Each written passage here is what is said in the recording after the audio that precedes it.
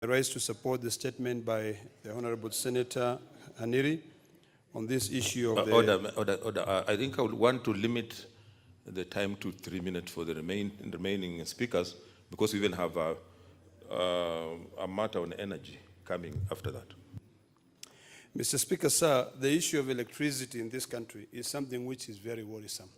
I sit in the Energy Committee, and it is very shameful that when yesterday we had invited the Ministry of Energy to appear, Kenya Power and Lighting Acting Director, and also the members of REA, and as well as ERC, to be able to address this particular issue on escalating cost of energy, they failed to appear.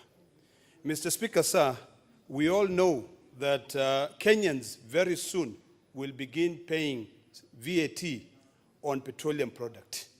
Mr. Speaker, sir, there are various serious challenges that surrounds this whole sector of electricity that we've not been able to get solutions because of the level of corruption. We're all alive to the fact that the previous management were all sent away because of allegation of corruption. This issue of electricity, and I hope, and I will actually recommend that in our committee, we'll take over this matter so that it can form a basis of some of the questions that we are going to be looking at when these people who have now been summoned appear before the committee. Because what is happening, Mr. Speaker, sir, the entire sector of electricity, if you look at rural electrification, Kenya Power and Lighting, right now there is allegation that they are not even talking, they are not working together. This issue of the environment, this is an issue that we must approach it. I remember back in 2008, Mr. Speaker, sir, there was a power plant out in, I think, Sindumiru, which was supposed to be commissioned. It was not, because the environment was affected. So this is an issue that we've got to look at it and ask ourselves really whether this monopoly of Kenya Power and Lighting in terms of distribution, it is about time that we come up with new legislation to ensure that we open that sector so that we can bring in more people who can be able to distribute power.